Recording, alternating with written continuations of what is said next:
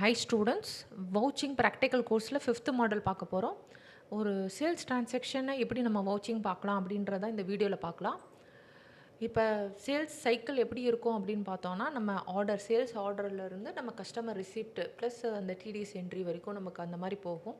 Sales order அப்படின்றது என்னென்னு பார்த்தோன்னா, கஸ்டமர் வந்து அவங்களோட பிஓ அவங்க வந்து என்ன சொல்லுவாங்க, இந்த பர்டிகுலர் ஸ்டாக் வந்து இந்த குவான்டிட்டி இந்த ரேட்டில் இந்த டேட்டில் வேணும் அப்படின்ற மாதிரி நமக்கு ரெக்வஸ்ட் கொடுப்பாங்க. இதுதான் சேல்ஸ் ஆர்டர்.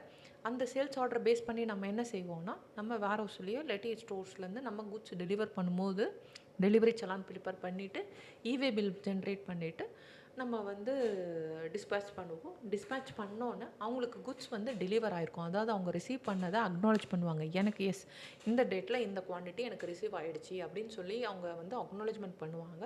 அதுக்கு பேர் தான் டெலிவரி நோட்டு. அதுக்கப்புறம் என்ன செய்வோம், நம்ம டேக்ஸ் இன்வாய்ஸ் கொடுத்துருப்போம். அப்புறம் கஸ்டமர் நமக்கு பே பண்ணுவாங்க. நமக்கு அகேன்ஸ்ட் அந்த இன்வாய்ஸ் அவங்க பேமெண்ட் பண்ணியிருப்பாங்க. சப்போஸ் நமக்கு அந்த டிரான்சாக்ஷனுக்கு டிடிஎஸ் அப்ளிகபிளாக இருந்துச்சு அப்படின்னா ஃபார்ம் 16A வாங்கியிருப்போம், டிடிஎஸ் சர்டிஃபிகேட் வாங்கியிருப்போம். அதை வந்து நம்ம 26 ஏஸும் குவார்ட்டர்லி நம்ம கம்பேர் பண்ணி கரெக்டாக இருக்கான்றதை வேலிடேட் பண்ணுவோம். இதுதான் ஒரு கம்பெனியோட சேல்ஸ் சைக்கிள். இந்த மாதிரி தான் இருக்கும். ஆர்டர் டு கலெக்ஷன் தான் இருக்கும். இப்போ என்னென்னலாம் டாக்குமெண்ட் நம்ம வேலிடேட் பண்ணணும் அப்படின்னு பார்த்தோன்னா, கஸ்டமரோட சேல்ஸ் ஆர்டர் வேலிடேட் பண்ணுவோம். நான் சொன்ன டீட்டெயில்டாக எக்ஸ்பிளைன் பண்ணிவிட்டேன். கஸ்டமர் அது மெயின். அப்புறம் டேக்ஸ் இன்வாய்ஸ் வேலிடேட் பண்ணுவோம். டெலிவரி சலான் நம்ம குட்ஸ் அவங்களுக்கு அனுப்புனதுக்கான எவிடன்ஸ், டெலிவரி நோட் அவங்க ரிசீவ் பண்ணதுக்கான எவிடன்ஸ், இவே பில், அப்புறம் வந்து பேங்க்கில் கிரெடிட் ஆனதுக்கான எவிடன்ஸ், குட்ஸ் பே பண்ணிட்டாங்க அதுக்கான எவிடன்ஸ். அடுத்து debit note. Suppose sales return ஆகிடுச்சு, குட்ஸ் தான் ஆச்சுன்னா நம்ம கிரெடிட் நோட் கொடுப்போம். கஸ்டமர் நமக்கு டெபிட் நோட் கொடுத்துருந்துருப்பாங்க. அது வந்து ஸ்டாக்லாம் அப்டேட் ஆகிடுச்சா, சேல்ஸ் ரிட்டர்ன் கரெக்டாக அப்டேட் ஆகிடுச்சான்றதை வேலிடேட் பண்ணுவோம். டிடிஎஸ் அப்ளிகபிள் ஆகிற கிளைண்ட்ஸ்னால் ஃபார்ம் 26, ஃபார்ம் 16A அதை எல்லாமே நம்ம வேலிடேட் பண்ணுவோம். என்னென்னலாம் ஆடிட்டில் செக் பண்ணுவோம் சேல்ஸ் வவுச்சிங்கில் பார்த்தோன்னா, இன்வாய்ஸ் சீரியல் நம்பராக இருக்கான்றதை செக் பண்ணுவோம். எனிதிங் மிஸ் ஆயிடுச்சுன்னா மேபி கேன்சல் இன்வாய்ஸ்னால் ஓகே, பட் இல்லை அப்படின்னா எனி இஷ்யூ நம்ம அதை வந்து டீட்டெயிலாக இது பண்ணிவிட்டு வேலிடேட் பண்ணுற மாதிரி இருக்கும். டேட் அண்ட் பீரியட் ரொம்ப ரொம்ப இம்பார்ட்டன்ட். தப்பான இன்வாய்ஸ் டேட் இருக்குது அந்த மாதிரி இருக்குன்னா நம்ம வந்து மென்ஷன் பண்ணிவிட்டு எக்ஸ்பிளைன் பண்ணணும். அப்புறம் கஸ்டமர் டீட்டெயில்ஸ், கரெக்டான கஸ்டமர் டீட்டெயில்ஸ் இருக்கா வேலிடேட் பண்ணுவோம். ரேட் குவான்டிட்டி, அதாவது நம்ம டிஸ்பேட்ச் பண்ணதும் இன்வாய்ஸ் பண்ணதும் கரெக்டான குவான்டிட்டி தானா, கரெக்டான ரேட்டு தானா, அக்ரீடு ப்ரைஸ் லிஸ்ட் படி தான் இருக்கான்றதை வேலிடேட் பண்ண போகிறோம். ஜிஎஸ்டிக்கு ஆங்கிள்லேயும் கரெக்டான ஜிஎஸ்டி ரேட் போட்டிருக்கா, பிளேஸ் ஆஃப் சப்ளை கரெக்டான ஜிஎஸ்டி நம்பர் 1ல் கரெக்டாக ஃபைல் பண்ணியிருக்கோமா அப்படின்னு ஜிஎஸ்டி ரிலேட்டட் எல்லாத்தையும் வேலிடேட் பண்ணுவோம். ரெவென்யூ ரெகக்னிஷன் ஆஸ் பர் இது வந்து நம்ம இன்வாய்ஸ் போட்டாலாம் ரெவென்யூ ரெகக்னைஸ் பண்ண முடியாது. அந்த குட்ஸ் எப்போ வந்து கஸ்டமர் பிளேஸ்க்கு டெலிவர் ஆகி அந்த கஸ்டமர் அதை அக்னாலேஜ்மெண்ட் பண்ணுறாங்களோ அந்த டேட்டில் தான் அந்த ரெவென்யூ நம்ம ரெகக்னைஸ் பண்ண முடியும். அது கரெக்டாக இருக்கான்றதை வேலிடேட் பண்ணுவோம். டிடிஎஸ் அப்ளிகபிள் ஆகிற கிளைன்னா 26 ஏஸும் டிடிஎஸும் நம்ம வந்து கரெக்டாக இருக்கான்றதை வந்து வேலிடேட் பண்ணிப்போம். அட்வான்ஸ் ரிசீவ் பண்ணியிருந்தால் அதை ரெவென்யூவாக காட்டக்கூடாது, அட்வான்ஸுன்னு சொல்லி பேலன்ஸ் ஷீட்டில் தான் காட்டியிருக்கணும். அதையும் நம்ம வேலிடேட் பண்ணுவோம். இதெல்லாம் தான் நம்ம சேல்ஸ் வவுச்சிங்க்கு நம்ம யூஸ்வலாக நம்ம செக் பண்ணுற ஏரியாஸ். சேல்ஸ் ரிட்டர்ன் ஆகிடுச்சி, அதாவது சம் ரீசனுக்காக நம்ம சேல் பண்ண குட்ஸை வந்து கஸ்டமர் ரிட்டர்ன் பண்ணிட்டாங்க அப்படின்னா அவங்க நமக்கு டெபிட் நோட் ரிட்டர்ன் ரேஸ் பண்ணியிருப்பாங்க. அதுக்கு நம்ம அகெயின்ஸ்டாக நம்ம என்ன செஞ்சுருப்போம்னா கிரெடிட் நோட் நம்ம ரேஸ் பண்ணுவோம். அந்த குட்ஸ் வந்து நமக்கு ஃபிசிக்கலாக வந்துருச்சா அப்படின்றத நம்ம வந்து இன்வெர்ட் ரிஜிஸ்டரில் நம்ம செக் பண்ணுவோம். அந்த கிரெடிட் நோட் வந்து கரெக்டான டைமில் தான் நமக்கு, அதாவது அந்த ஜிஎஸ்டியில் என்ன சொல்லியிருப்பாங்கன்னா, ஏப்ரல் டு மார்ச் வந்து நெக்ஸ்ட் இயர் நவம்பர் வரைக்கும் தான் நமக்கு வந்து இது வந்து நம்ம பண்ண முடியும். ஜிஎஸ்டிஆர் 1ல் வந்து அமெண்ட்மெண்ட் இது பண்ண முடியும். அந்த ஸ்டிபுலேட்டட் டைமுக்குள்ளே தான் ஜிஎஸ்டி கிரெடிட் நோட் பண்ணியிருக்காங்களா, ஜிஎஸ்டிஆர் 1 கரெக்டாக அமெண்ட் பண்ணியாச்சா, கரெக்டாக இது பண்ணியாச்சா, ரிட்டர்ன் ஆயிடுச்சு அப்படின்னா அதோட ரீசன், அதாவது குவாலிட்டி இஷ்யூவா, ராங் குட்ஸாக, எக்ஸஸ் குவான்டிட்டியாக, அதை வந்து கரெக்டாக டிஸ்க்ளோஸ் பண்ணியிருக்கா அப்படின்றதையும், சப்போஸ் இயர் எண்டில் ரொம்ப ரிட்டர்ன் அதிகமாக இருக்குது, சேல்ஸ் ரிட்டர்ன் இருக்குன்னா நம்ம ரெவென்யூ அதாவது ப்ராஃபிட்டுக்காக கூட மேபி டேக்ஸ் எவிஷனுக்காக பண்ணியிருக்க சான்ஸ் இருக்குது. அந்த மாதிரி சேல்ஸ் ரிட்டர்ன் இயர் எண்டில் அதிகமாக இருந்துச்சுன்னா நம்ம இன்வெஸ்டிகேட்டும் பண்ணணும். இதெல்லாம் நம்ம சேல்ஸ் ரிட்டர்னுக்கு பண்ண வேண்டிய ஆடிட் செக்ஸ். அதுக்கப்புறம் கட் ஆஃப் ப்ரொசீஜர். இது cut off procedure only year எண்டில் தான் பண்ணணும். மந்த்லி ஆடிட்டில் இது பண்ணக்கூடாது, ஒன்லி இயர் எண்டில் தான் பண்ணணும். என்ன பண்ணுவோம் அப்படின்னு பார்த்தோன்னா, அது மாதிரி குட்ஸ் நான் 3 க்ரைட்டீரியா கொடுத்துருக்கேன். ஃபஸ்ட்டு வந்து பார்த்தோன்னா குட்ஸ் 30 மார்ச் அன்னைக்கு டிஸ்பேட்ச் பண்ணியிருக்கு. பட் 3rd ஏப்ரல் அன்னைக்கு தான் டெலிவர் ஆயிருக்கு. அப்போ நான் டிஸ்பேட்ச் பண்ணியாச்சு, நான் என்ட்ரி போடுறேன் அப்படின்னு சொன்னா, நோ. என்னைக்கு கஸ்டமருக்கு இதாகுதோ அப்போ தான் வந்து என்ட்ரி போடணும். கஸ்டமர் வந்து என்ன செய்கிறாங்க, ஏப்ரலில் தான் ரிசீவ் பண்ணுறாங்க. அப்போ ரெவென்யூவும் ஏப்ரலில் தான் ரெகக்னைஸ் பண்ணணும். மார்ச்சில் சேல்ஸ் என்ட்ரி போடக்கூடாது. குட்ஸ் இன் டிரான்சிட்டில் காட்டணும் நம்ம. ஓகே.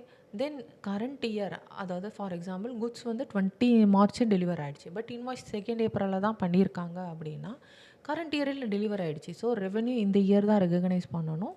இன்வாய்ஸ் டிலே ஆனாலும் பரவாயில்ல, ரெவென்யூ இந்த இயர்லே தான் பண்ணணும். அதே மாதிரி அட்வான்ஸ் ரிசீவ் ஆகிருக்கு, குட்ஸும் டிஸ்பேட்ச் பண்ணல, இன்வாய்ஸும் ரேஸ் பண்ணல அப்படின்னா அட்வான்ஸ் ரிசீவ்ட பேலன்ஸ் ஷீட்டில் காட்ட போகிறோம், ரெவென்யூவாக ரெகக்னைஸ் பண்ண போகிறதில்ல. என்னென்ன மாதிரி மிஸ்டேக்ஸ் வருது அப்படின்னு பார்க்குறோம். இதெல்லாம் மிஸ்டேக்ஸு. என்னென்னலாம் கரெக்டான ப்ரொசீஜர் அப்படின்னு பார்த்தோன்னா, எப்போ ரெவென்யூ ரெகக்னைஸ் பண்ணணும், delivery note or proof of delivery வந்த பிறகு தான் ரெவென்யூ ரெகக்னைஸ் பண்ணணும். ஈச் குவார்ட்டர் வந்து நம்ம வந்து 26 ஏஸும் இதுவும் மேட்ச் பண்ணி பார்க்கணும். அன்மேட்ச்டு டிடிஎஸ் இருந்துச்சு அப்படின்னா நம்ம என்ன செய்ய போகிறோம், அந்த ஃபார்ம் 16A வந்து கஸ்டமர்ஸ் கிட்டேருந்து கலெக்ட் பண்ணி எந்த கஸ்டமருக்கு இதாக இருக்கோ அதை வந்து நம்ம எஸ்கலேட் பண்ணணும். அட்வான்ஸை வந்து நீங்கள் வந்து அட்வான்ஸில் தான் காட்டணுமே தவிர ரெவென்யூவில், அதாவது ரெவென்யூ ரெகக்னைஸாக காட்டக்கூடாது. அது பேலன்ஸ் ஷீட் ஐட்டம். இவே பில் மேண்டட்ரி, கம்பல்சரி. 50,000க்கு மேலே குட்ஸ் போயிடுச்சுன்னா கம்பல்சரி இவே பில் இருக்கான்றதை வேலிடேட் பண்ணிடணும். அப்புறம் நம்ம ப்ராக்டிக்கல் எக்ஸாம்பிள் போக போகிறோம். இப்போ 3 க்ரைட்டீரியா இருக்குது. ஃபஸ்ட்டு இதுக்கு வந்து பார்த்தோன்னா இன்வாய்ஸ் டேட் இருக்குது, டெலிவரி நோட்டும், அதாவது இந்த டேட்டில் மார்ச்லேயே டெலிவர் ஆகிடுச்சு, பேமெண்ட்டும் வந்துருச்சு, GSR 1 ஃபைல் ஆகிடுச்சு. ஸோ எல்லாமே கரெக்ட், நோ ப்ராப்ளம். செகண்ட் கேஸில் என்ன ஆயிருக்குன்னு பார்த்தோன்னா 29th மார்ச்சில் இன்வாய்ஸ் போட்டிருக்கு, பட் குட்ஸ் என்னைக்கு ஆயிருக்கு, 2nd ஏப்ரலில் தான் டெலிவர் ஆகிருக்கு. அப்போ என்ன செய்யணும், ரெட் ஃப்ளாக் போட்டுட்டு இதை வந்து ரெவென்யூ ரெகக்னைஸ் பண்ணக்கூடாது, ஏப்ரலில் தான் காட்டணும், கட் ஆஃப் எரர் அப்படின்றத மென்ஷன் பண்ணணும். அப்புறம் இது வந்து அட்வான்ஸ் தான் வாங்கியிருக்காங்க, இதை ஒரு இன்வாய்ஸாக காட்டக்கூடாது, இது ரெவென்யூவில் காட்டக்கூடாது, அட்வான்ஸாக தான் காட்டணும். இதுவும் ஒரு ரெட் ஃப்ளாக் ஹைலைட் பண்ணிவிட்டு நம்ம எஸ்கலேட் பண்ணணும். என்னென்னலாம் ரெட் பிளாக்ஸ் இருக்கும் சேல்ஸ்லாம் பார்த்தோன்னா, இயர் எண்டில் ஹியூஜ் சேல்ஸ் புக் பண்ணியிருந்தாங்கன்னா மேபி அதை வந்து இன்வெஸ்டிகேட் பண்ணலாம். அட்வான்ஸ் அமௌண்ட்டை ரெவென்யூவாக காட்டியிருக்க சான்ஸ் இருக்குது.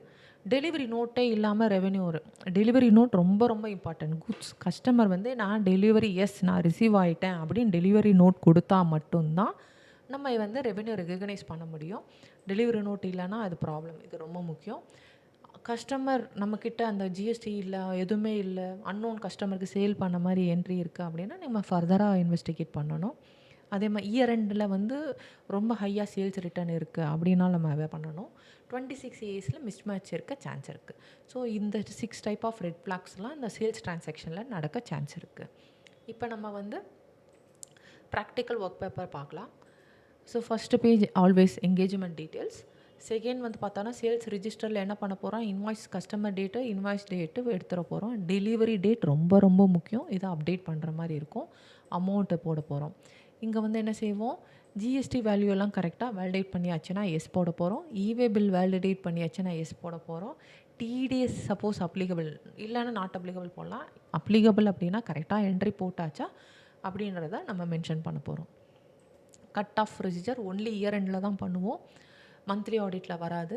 இதில் இன்வாய்ஸ் டேட்டா இது டெலிவரி டேட் வந்து போட்டிருக்க போகிறோம். எந்த பீரியடில் என்ட்ரி போட்டிருக்காங்க, எது கரெக்டான பீரியடு, கரெக்ட் அட்ஜஸ்ட்மெண்ட் எதாவது பண்ணணுமா அப்படின்னு சப்போஸ் இருந்துச்சுன்னா ரெட் ஃப்ளாக் நம்ம போட போகிறோம். ஸோ இது வந்து மார்ச்சில் வந்து என்ட்ரி போட்டிருக்காங்க, தப்பு, ஏப்ரலில் பண்ணணும், அட்ஜஸ்ட்மெண்ட் ரிக்வர்ட் சொல்லி ஃப்ளாக் பண்ணுறோம். எதுவுமே கரெக்டாக இல்லைன்னா ஓகே கரெக்ட், ஒன்றும் ப்ராப்ளம் இல்லைன்னு சொல்லிவிட்டு கரெக்ட்லி ரெக்கார்டுன்னு போட்டுடலாம். So cut off procedure. Next advance receive. Suppose advance நம்ம ரிசீவ் பண்ணியிருக்கோம், ஒரு சில கம்பெனிஸ்லாம் அட்வான்ஸ் ரிசீவ் பண்ணுறது ப்ரொசீஜராக இருக்கும். சப்போஸ் அட்வான்ஸ் ரிசீவ் ஆகிருக்கு அப்படின்னா எந்த டேட்டில் அட்வான்ஸ் ரிசீவ் ஆகிருக்கு, இன்வாய்ஸ் ரேஸ் ஆகிடுச்சா இல்லையா, அட்வான்ஸில் தான் காட்டியிருக்கோமா. சப்போஸ் வந்து டேக்ஸ் இன்வாய்ஸும் போட்டாச்சு அப்படின்னா எந்த டேட்டில் இன்வாய்ஸ் பண்ணியிருக்கோம், இன்வாய்ஸ் டேட் என்ன, இன்வாய்ஸை வந்து அதோட அட்ஜஸ்ட் பண்ணிட்டோமான்ற ரீமார்க்ஸை அப்டேட் பண்ணுவோம்.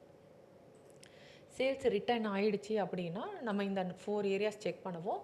ஸ்டாக் வந்து அப்டேட் ஆகிடுச்சா, செக் இன்வர்ட் ஆகிருக்கும், ஸோ அது பண்ணியாச்சா, கிரெடிட் நோட் இஷ்யூ பண்ணியாச்சா, ஜிஎஸ்டி ரிவர்ஸ் பண்ணியாச்சா, ரிட்டர்ன் ஜென்யூனான ரீசன் தானா, இந்த மாதிரி குவாலிட்டி இஷ்யூ சம்திங்னா கரெக்டான இது தானான்றதை நம்ம வேலிடேட் பண்ணுவோம். அப்புறம் இந்த 26 இயர்ஸ் ரெகன்சிலேஷன் ஈச் குவார்ட்டர் தான் போடணும், மந்த்லி கிடையாது. குவார்ட்டர் வைஸ் புக்ஸில் இருக்க டிடிஎஸ் அமௌண்ட்டு 26 இயர்ஸில் இருக்க அமௌண்ட்டு சப்போஸ் டிஃப்ரென்ஸ் இருந்துச்சுன்னா நம்ம வந்து இதை வந்து ஹைலைட் பண்ணுற மாதிரி இருக்கும். Audit checklist invoice number serial number wise இருக்கான்னு பார்க்கணும். ரெவென்யூ வந்து எப்போ டெலிவர் ஆகுதோ அப்போ தான் ரெகக்னைஸ் ஆகுதா இல்லை மிஸ்மேட்ச் இருக்கா கட் ஆஃப் வச்சு பார்ப்போம். கஸ்டமரோட ஜிஎஸ்டி ஹெச்எஸ்ன்னு எல்லாமே கரெக்டாக இருக்கான்னு வேலிடேட் பண்ணுவோம். ஈவே பில் கரெக்டாக இருக்கான்றதை வேலிடேட் பண்ணுவோம். அட்வான்ஸஸ் வந்து கரெக்டாக அட்வான்ஸஸில் காட்டியிருக்கோமா ரெவென்யூவில் காட்டலையான்றதை பார்ப்போம். 26 ஏஸ் இது பார்ப்போம். சேல்ஸ் ரிட்டர்ன் வேலிடேட் பண்ணுவோம். இயர் எண்டு செக் வந்து கட் ஆஃப் வெரிஃபை பண்ணுவோம். இதெல்லாம் தான் நம்மளுடைய ஆடிட் செக்லிஸ்ட்டு. அப்புறம் சைன் ஆஃப் நம்ம என்னென்னலாம் ஃபைண்ட் அவுட் பண்ணோமோ அது எல்லாத்தையுமே நம்ம ஹைலைட் பண்ணிவிட்டு நம்ம இது லாக் க்ரியேட் பண்ணிவிடுவோம். ஒரு சேல்ஸ் வவுச்சிங்கில் என்னென்னலாம் பார்ப்போன்றதை பார்த்தோம். ஒர்க் பேப்பர் பண்ணுறதுன்றதையும் பார்த்தோம். தேங்க்யூ.